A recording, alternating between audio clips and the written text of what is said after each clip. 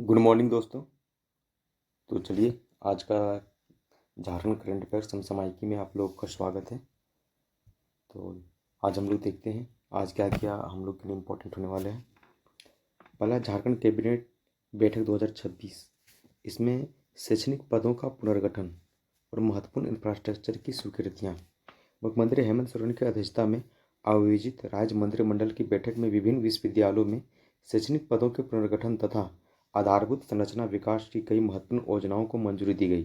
Sir जेसी बोस विश्वविद्यालय गिरिडीह में पदों के पुनर्गठन, डिग्री कॉलेज बराई का नाम बदलकर डिग्री कॉलेज चंदवारा करने तथा SNMMCH धनबाद के सुदृढ़ीकरण हेतु 194 करोड़ स्वीकृत किए गए हैं। इसका पृष्ठभूमि देखा जाए तो राज्य में उच्च शिक्षा की गुणवत्ता में सुधार और राष्ट्रीय शिक्षा नीति के अनुरूप महाविद्यालयों में संकायवार संतुलन स्थापित करने के उद्देश्य से क्लस्टर सिस्टम के स्थान पर विषयवार पुनर्गठन को अंतिम रूप दिया गया है। इसके अलावा राज्य के अधिवक्ताओं तथा पूर्व विश्वविद्यालय कर्मियों के वित्तीय कल्याण हेतु आकस्मिक निधि से 7वें वेतनमान से जुड़े निर्णय लिए गए हैं। इसको अगर हम राज्य व्यवस्था से जोड़ के देखें तो भारतीय संविधान के अनुच्छेद 167 यानी मुख्यमंत्री के कर्तव्य और अनुच्छेद 163 मंत्रिपरिषद द्वारा राज्यपाल को सहायता राज्य आकस्मिक निधि का गठन अनुच्छेद 267 का 2 के तहत होता है। रांची विश्वविद्यालय की स्थापना कब हुई थी? 1960 में, जबकि विनोबा भावे विश्वविद्यालय की स्थापना कब हुई थी? 1992 में। संस्थान और जिला, सर जेसी बोस विश्वविद्यालय कहाँ है? ये गिरिडीह में। और SNMMCH ये कहाँ है? धनबाद में। और डिग्री कॉलेज चंदवारा कहाँ है? कोडरमा में।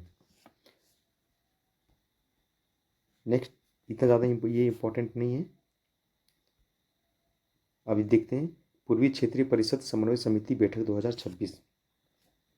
पूर्वी क्षेत्रीय परिषद समन्वय समिति 2026 की उच्च स्तरीय बैठक वीडियो कॉन्फ्रेंसिंग के माध्यम से आयोजित की गई।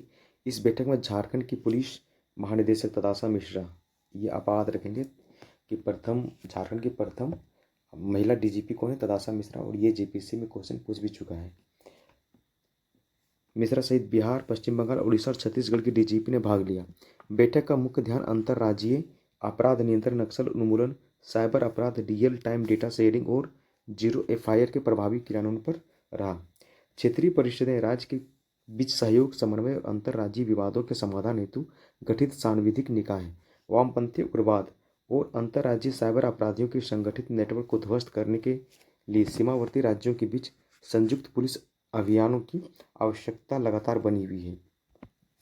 नेक्स्ट देखते हैं, क्षेत्रीय परिषदों का गठन राज्य पुनर्गठन अधिनियम 1956 के तहत किया गया। यह संवैधानिक नहीं बल्कि सांविधिक निकाय है। केंद्रीय गृह मंत्री सभी क्षेत्रीय परिषदों के पदेन अध्यक्ष होते हैं। ये इंपॉर्टेंट है, इसको याद रखिए कि क्षेत्रीय परिषद का पदेन अध्यक्ष कौन होते हैं? तो गृह मंत्री होते हैं। पूर्व क्षेत्रीय परिषद में इसमें कौन है? झारखंड, बिहार, वेस्ट बंगाल, उड़ीसा राज्य शामिल है। सीमावर्ती सुरक्षा, झारखंड, उड़ीसा, झारखंड, पश्चिम बंगाल, झारखंड, छत्तीसगढ़, झारखंड, बिहार सीमाओं पर संयुक्त नक्सल विरोधी अभियान चलाने की सहमति। साइबर अपराध नियंत्रण, म्यूटेंट अकाउंट्स, फर्जी सिम कार्ड बिक्री के खिलाफ संयुक्त सत्यापन और नोडल अधिकारियों की नियुक्ति। झारखंड का जामताड़ा और देवघर जिला साइबर अपराध के परिदृश्य में राष्ट्रीय स्तर पर चर्चा में रहता है। ये भी याद रखेंगे कौन कौन सा? जामताड़ा और देवघर जिला। नेक्स्ट आर्टिकल देखते हैं, क्षतिपूरक वनीकरण हेतु गैर वन भूमि हस्तांतरण प्रक्रिया का सरलीकरण आने की कैंपा। अगर आप JPSC का तैयारी कर रहे हैं तो ये आपका इकोनॉमिक्स पेपर का जो D सेक्शन है उसमें ये आपके लिए इम्पोर्टेंट है। झारखंड सरकार के राजस्व निबंधन और भूमि सुधार विभाग के क्षतिपूरक वनीकरण कंपनसेटरी एफोरेस्टेशन के लिए दी जाने वाली सरकारी गैर वन भूमि के हस्तांतरण का अधिकार जिला उपायुक्त यानी कि DC को प्रदान किया गया। अब विकास परियोजना, सड़क, पुल आदि हेतु आवश्यक भूमि के बदले निःशुल्क सरकारी भूमि हस्तांतरण निर्णय जिला स्तर पर हो सकेगा। पूर्व में गैर वन भूमि हस्तांतरण की फाइलें राज्य मुख्यालय स्तर पर स्वीकृत होती थी, जिसमें आधारभूत संरचना परियोजनाओं में अत्यधिक विलंब होता था। वर्ष 2016 और 2019 के संकल्पों में संशोधन कर इस प्रक्रिया को विकेंद्रीकृत किया गया। यह सुविधा केवल सरकारी विभागों के लिए निःशुल्क होगी। निगमों, प्राधिकरणों हेतु शुल्क अथवा कैबिनेट की स्वीकृति अनिवार्य होगी। पर्यावरण और कानून, वन संरक्षण अधिनियम 1980, इसको भी याद रखिए, ये भी पूछता है। और पर्यावरण अधिनियम में अगर जेपीसी मेंस की बात किया जाए पेपर 6 में, तो वहाँ पे है इन्वायरमेंट में ये वन संरक्षण अधिनियम 1980 को पढ़ना भी है पूरे डिटेल से। के तहत गैर वन उद्देश्यों के लिए वन भूमि डाइवर्ट करने पर क्षतिपूर्वक वनीकरण अनिवार्य है। सर्वोच्च न्यायालय के 2002 के निर्णय के बाद कैंपा अधिनियम 2016 पारित किया गया। तो कैंपा का याद रखिएगा फुल फॉर्म इसका, ठीक है, compensatory afforestation fund management and planning authority, और ये कब आया था? 2016 में। तो ये इंपॉर्टेंट हो जाता है, इसको याद रखिएगा।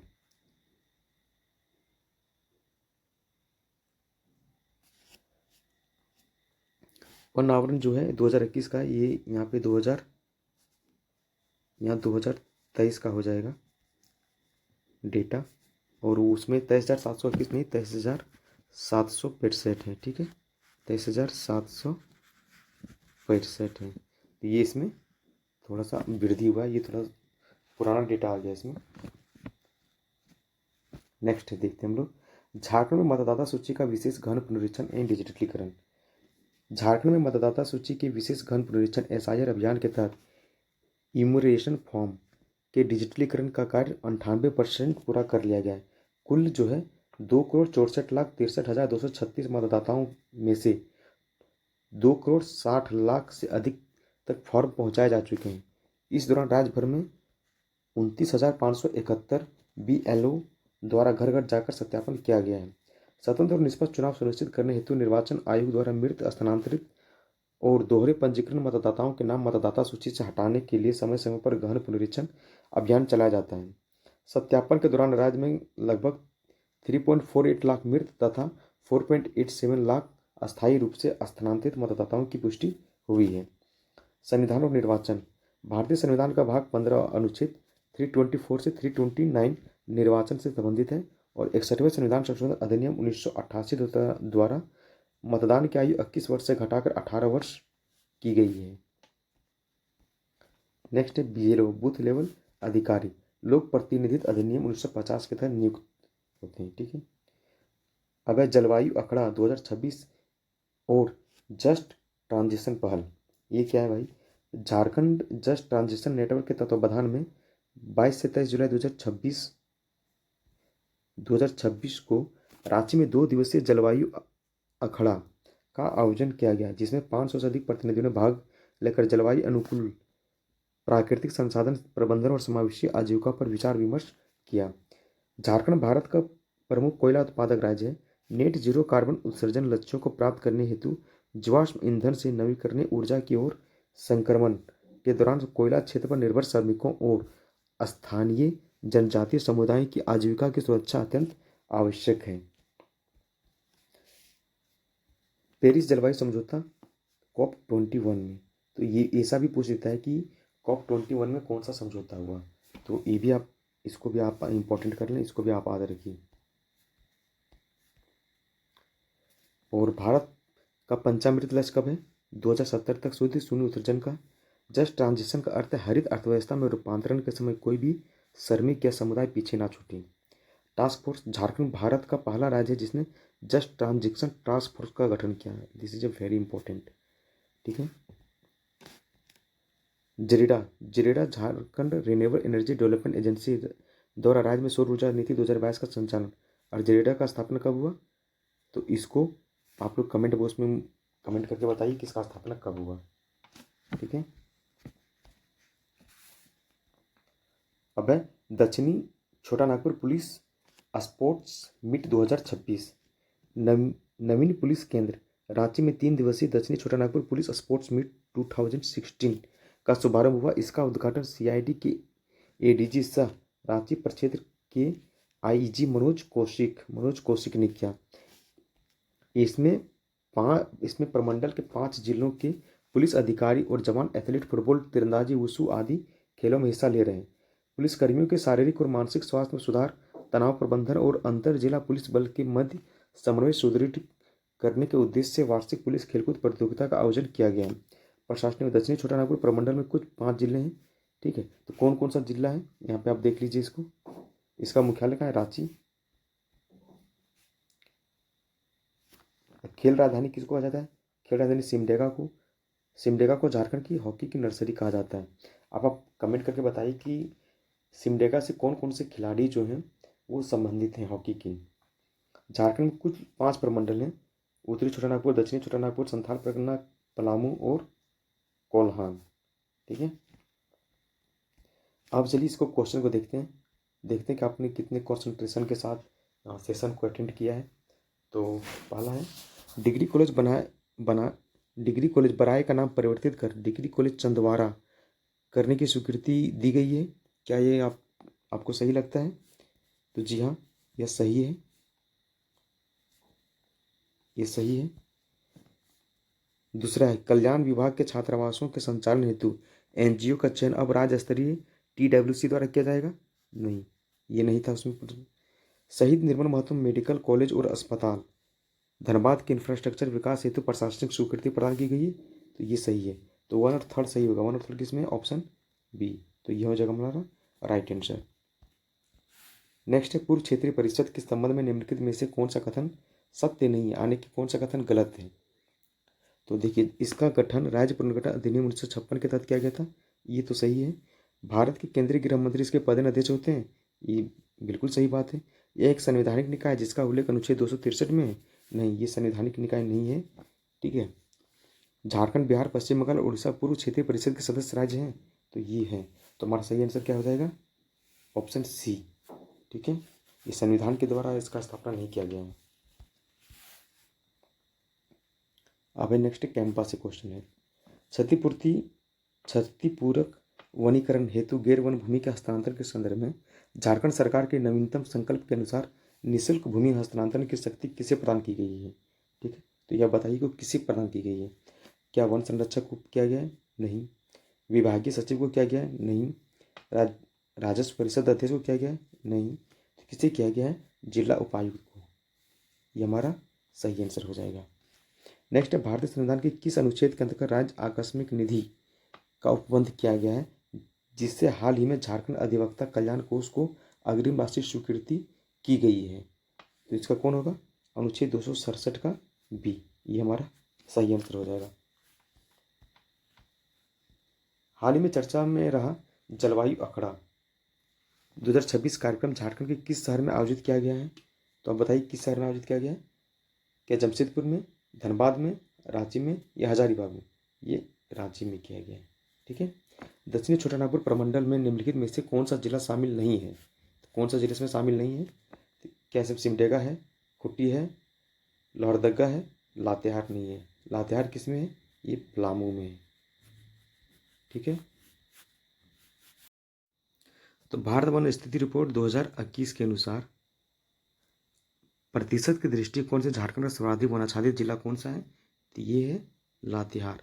अगर ये प्रतिशत की दृष्टि सर्वाधिक है, अगर न्यूनतम का बात किया जाए, न्यूनतम का, तो कौन सा हो जाएगा? न्यूनतम का बताइए कौन सा हो जाएगा? तो न्यूनतम का आपका हो जाएगा जामताड़ा।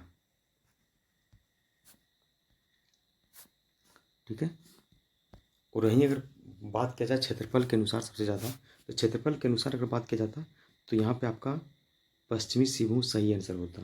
ठीक है, और पर क्षेत्रफल में सबसे अगर कम की बात किया जाता तो वहाँ भी आपका आंसर जामताड़ा ही होता। अगर यहाँ पे क्षेत्रफल में एरिया वाइज अगर पूछा जाता उसमें ये जामताड़ा होता। ठीक है, तो ये भी याद रखिएगा, ये 2023 के अनुसार। अब नेक्स्ट है, झारखंड में आयोजित मतदाता सूची की विशेष गहन पुनरीक्षण यानी SIR अभियान के संबंध में कौन सा अधिकारी प्राथमिक स्तर पर घर घर जाकर इन्यूमरेशन फॉर्म संग्रह और डिजिटलीकरण हेतु उत्तरदायी है? तो ये कौन है? BLO है, बूथ लेवल अधिकारी। नेक्स्ट हम लोग देखते हैं, सर JC बोस विश्वविद्यालय झारखंड के किस जिले में स्थित है जिसके शैक्षणिक पदों के पुनर्गठन को हाल ही में कैबिनेट ने मंजूरी दी है? तो ये आपका गिरिडीह में है।